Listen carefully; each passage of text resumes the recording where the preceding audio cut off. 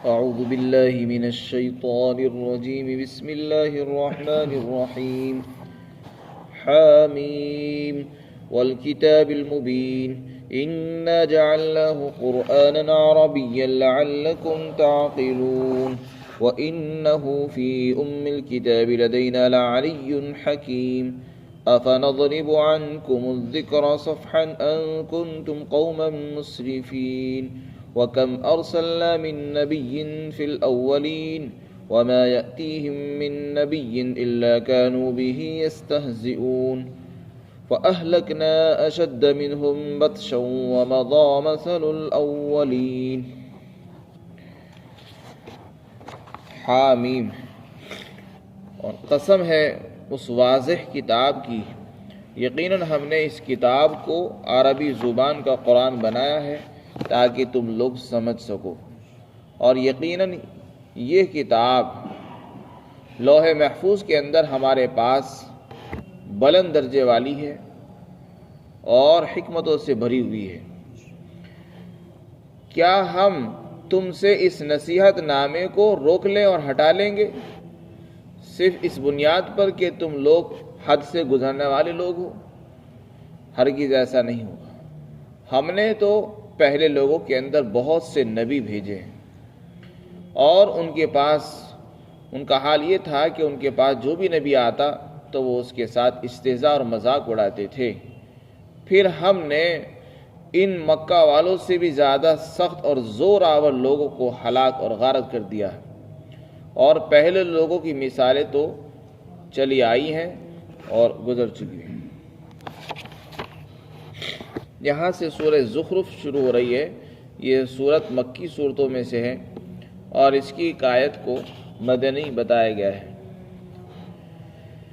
اس سورت کے اندر اللہ تعالیٰ نے قرآن مقدس کی قسم کھا کر اس کی عظمت اور اس کی حقانیت کو بیان فرمایا ہے، اور بتایا ہے کہ یہ قرآن ایک سچی کتاب ہے اور اس کی حقانیت کے لیے اس کا اعجاز کافی ہے۔ یہ قرآن ایک ایسی کتاب ہے جو دوسروں کو عاجز اور بے بس کر دینے والی ہے۔ کسی نے آج تک اس کی نظیر پیش نہیں کی، اس لیے یہ خود معجزہ ہے، تو اس کا اعجاز خود اس کے حق ہونے کی دلیل ہے۔ اللہ تعالیٰ نے اس واضح کتاب کی قسم کھا کر ارشاد فرمایا کہ ہم نے اس کتاب کو قرآن بنایا ہے اور عربی زبان میں بنایا ہے، اور عرب کے لوگوں کو خطاب کر کے فرمایا کہ اے لوگو، تم عربی جانتے ہو، ہم نے اس کو عربی میں نازل کیا ہے، اور عربی میں اس لیے اتارا ہے تاکہ تم آسانی سے اس کو سمجھ سکو، اور بات جب سمجھ میں آتی ہے تو آدمی عمل بھی کرتا ہے۔ تو ہم نے تمہاری آسانی کے لیے اس کو عربی میں نازل کیا تاکہ تم اس پر سمجھ کر عمل کر سکو۔ لیکن اگر تم پھر بھی عمل نہ کرو اور قرآن کے اعجاز سے فائدہ نہ اٹھاؤ اور اس سے روگردانی کرو گے تو یہ تمہارے لیے محرومی کی علامت ہوگی اور بڑی ناشکری ہوگی کہ اللہ تعالیٰ نے سب سے اہم کتاب تمہارے پاس بھیجی ہے۔ تمہیں تو فخر کرنا چاہیے کہ اللہ نے آج تک ایسی کتاب کسی قوم کو نہیں دی جیسی کتاب اللہ نے مکہ میں عربوں کو عطا فرمائی ہے۔ تو ان کے لیے تو اعزاز کے لیے یہی کافی تھا، لیکن انہوں نے اس سے منہ پھیر لیا۔ اللہ تعالیٰ فرماتے ہیں کہ دیکھو، تم اس سے منہ پھیرو، کچھ بھی کرو، یہ لوح محفوظ کے اندر ہمارے پاس بلند درجے کی کتاب ہے اور حکمتوں سے بھری ہوئی کتاب ہے۔ تمہیں اس کی حقانیت نظر نہ آتی ہو، تم اس کی حقانیت سے آنکھیں بند کر لو، تمہاری آنکھیں بند کرنے سے اس کی حکمتیں اور اس کا مقام اور مرتبہ چھپ نہیں سکتا ہے۔ اس کا جو مقام ہے، اس کی جو اہمیت ہے، وہ ہم سے پوچھو، ہمارے پاس ہے۔ لوح محفوظ سے مراد ہے عرش کے قریب لوح محفوظ پہ یہ قرآن کریم ازل سے لکھا ہوا تھا، جہاں ساری تقدیر اللہ تعالیٰ نے لکھ رکھی ہے، وہاں قرآن کریم بھی لکھا ہوا تھا اور ازل سے موجود تھا۔ تو اللہ تعالیٰ اس کی حقانیت کو بتانا چاہتے ہیں کہ دیکھو، یہ قرآن کوئی نئی کتاب نہیں، یہ تو ہمارے پاس پہلے سے ہی موجود ہے، لکھا ہوا ہے۔ ہم نے اس کو ایک رات میں آسمان دنیا پر اتارا، یعنی شب قدر میں، اور پھر 23 سال کے عرصے میں آسمان دنیا سے زمین پر اتارا گیا۔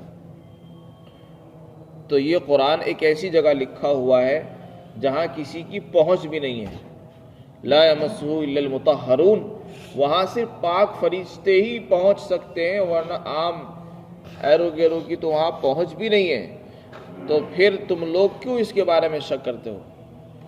یہ قرآن کوئی ایسی ویسی کتاب نہیں جس کو بنا دیا گیا ہو، ادھر سے سنا کہانیاں جمع کر دی اور کتاب پیش کر دی گئی۔ نہیں، یہ تو لوح محفوظ سے آئی ہے، اور لوح محفوظ کے اندر یہ لکھی ہوئی ہے، اور وہاں کسی کی رسائی نہیں ہوتی ہے کہ جس میں کوئی کمی زیادتی ہو گئی ہو۔ فرمایا لعلی، یہ تو بڑے رتبے والی کتاب ہے اور حکمتوں سے بھری ہوئی ہے۔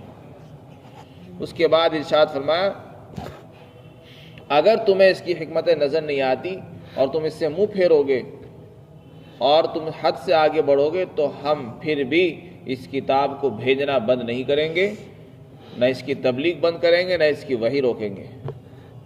ہم نے جو فیصلہ کیا ہے وہ فیصلہ پورا کر کے رہیں گے۔ ہم نے کتاب کو نازل کیا ہے، ہم نازل کر کے رہیں گے۔ اگر تم قرآن کی ایک ایک آیت کا انکار کرتے رہو گے تو ہم اپنا کام بند نہیں کریں گے، اللہ تعالیٰ فرمانا چاہتے ہیں۔ اس میں جہاں آپ صلی اللہ علیہ وسلم کو ہمت دی جا رہی ہے، وہیں سامعین کو بھی بتایا جا رہا ہے کہ تم مانو یا نہ مانو، عمل کرو یا نہ کرو، اللہ تعالیٰ کی طرف سے تمہاری رہنمائی کے لیے قرآن آتا رہے گا، نازل ہوتا رہے گا۔ اسی لیے علماء نے لکھا ہے کہ جو آدمی دعوت میں لگا ہوا ہے، تبلیغ کا کام انجام دے رہا ہے، اس کو چاہیے کہ اپنے دعوت کے فرائض کو انجام دیتا رہے، کوئی مانے یا نہ مانے۔ اس فکر میں نہ رہے کہ کوئی مانتا تو ہے نہیں تو میں کیوں خام خواہ محنت کروں۔ داعی کا کام ہے کہ اپنے محنت میں لگا رہے، دعوت دیتا رہے لوگوں کو، اور نتیجے کو اللہ کے ذمے، اللہ کے سپرد کر دے، اللہ کے اوپر چھوڑ دے۔ مستقل دعوت دیتا رہے، حق کی طرف بلاتا رہے، لوگوں کو برائی سے روکتا رہے، اچھائیوں کا حکم کرتا رہے، بس باقی نتیجہ اللہ کے ذمے چھوڑ دے کہ انشاءاللہ یہی کارگر ہوگا، کیونکہ نتیجہ ہمارے ذمے نہیں ہے، نہ ہمارے ہاتھوں میں ہوتا ہے۔ اللہ کے رسول صلی اللہ علیہ وسلم کو بتایا جا رہا ہے، آپ ان کو بتائیں افنضرب عنکم الذکر، کیا ہم صرف اس بنیاد پر اس قرآن، نصیحت والی اس قرآن کو تم سے ہٹا لیں گے کہ تم حد سے آگے بڑھنے والے لوگ ہو؟ فرمایا نہیں، ہم اس قرآن کو اتار کر رہیں گے، ہم اس قرآن کو تمہیں سنا کر رہیں گے، تم سنو یا نہ سنو۔ اس سے پتہ چلا کہ مسلمانوں کو چاہیے کہ یہ قرآن انسانیت تک پہنچائیں اور انسانیت کو سناتے رہیں، کوئی سنے یا نہ سنے۔ ہمارا کام تو آواز دینا ہے، اعلان کرنا ہے، کوئی سنتا ہے ٹھیک ہے، نہیں سنتا ہے وہ اس کی مرضی ہے۔ مؤذن اذان دیتا ہے، اعلان کر دیتا ہے کہ کامیابی ادھر ہے، یہاں آؤ، بہت سے لوگ سنتے آ جاتے ہیں، بہت سے لوگ سنتے لیکن نہیں آتے۔ لیکن کیا مؤذن نے اپنی اذان کو بند کر دیا؟ نہیں، مؤذن اذان بند نہیں کرے گا، وہ تو اپنا کام کرتا رہے گا۔ اسی طرح داعی کو اور اللہ کی طرف بلانے والے کو اپنی دعوت جاری رکھنی ہے، کوئی سنے یا نہ سنے، مخالفت کرے یا موافقت کرے، ہر حال میں ہمیں اپنی دعوت کو اور اپنے پیغام کو پہنچانا ہے، امت کو، انسانیت کو حق کا پیغام دینا ہے۔ چاہے لوگ ہمارے خلاف سازشیں کریں، حد سے آگے بڑھیں اور ظلم کریں، ہمیں دعوت کو نہیں چھوڑنا ہے، اللہ کا پیغام پہنچانا ہے، انسانیت کو پہنچانا ہے۔ اس کے بعد ارشاد فرمایا کہ دیکھو یہ کیا ہے، ہم نے ان سے پہلے لوگوں کے اندر بہت سے نبی بھیجے، یہ تو آپ کا انکار کرتے ہیں، اس سے پہلے بہت سی قومیں آئی، ان کا بھی یہی حال تھا، انہوں نے نبیوں کو جھٹلایا، نبیوں کو قتل بھی کیا، لیکن ہم نے کیا نبیوں کو بھیجنا بند کر دیا؟ ہم نے نبیوں کو بھیجنا بند نہیں کیا، ہم ایک کے بعد دوسرا نبی بھیجتے رہے، دوسرا چلا گیا تو تیسرا آ گیا، اور اگر تیسرے کی بھی تکذیب ہوئی تو ہم نے چوتھا بھیج دیا۔ ہم نے نبیوں کا سلسلہ بند نہیں کیا، چاہے لوگوں نے نبی کو قتل کیا یا نبی کی مخالفت کی، ہم نے نبیوں کا سلسلہ بند نہیں کیا۔ تو جیسے نبیوں کا سلسلہ بند نہیں کیا، تم بھی اپنی دعوت کو بند نہ کرو، اور ہم تمہارے بھیجنے کو بھی موقوف نہیں کریں گے، تم مانو یا نہ مانو۔ فرمایا اور ہم نے پہلے لوگوں کے اندر بہت سے نبی بھیجے ہیں، اور ان کا کیا حال تھا؟ ان کا بھی یہی حال تھا جو تمہارا ہے۔ تم جیسے رسول اللہ کا انکار کر رہے ہو، انہوں نے بھی انکار کیا تھا، پھر کیا ہوا؟ وہ بھی استہزاء کرتے تھے، تم بھی استہزاء کر رہے ہو۔ ان کا استہزاء کیا ہوا؟ ان کے استہزاء کے نتیجے میں ان پر دردناک عذاب آیا، ہم نے ان کو برباد کر دیا، حالانکہ وہ طاقت میں، زور میں، قوت میں تم سے کئی گنا زیادہ تھے، لیکن ہم نے ان کو نیست و نابود کر دیا۔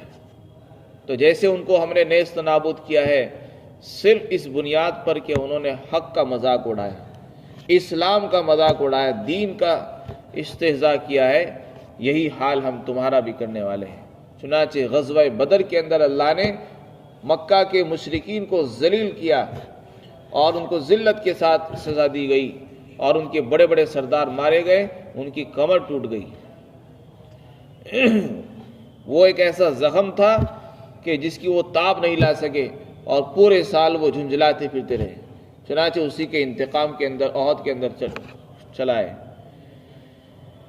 فرمایا وَمَضَى مَثَلُ الْأَوَّلِينَ، اگر تمہیں اس کی کوئی مثال نہیں مل رہی ہے تو مثالیں پہلے لوگوں کے اندر چلی آ رہی ہیں، وہاں دیکھ لی جائے۔ اگر کسی کو آج کے زمانے میں کسی کو یقین نہیں آ رہا ہے تو پرانے لوگوں کی تاریخ اٹھائے اور دیکھے کہ پہلے لوگوں نے اسلام کی مخالفت کی تو کس کا بھلا ہوا؟ نقصان اسلام والوں کا نہیں ہوا، نقصان اسلام کے خلاف مخالفت کرنے والوں کا ہوا ہے ہمیشہ۔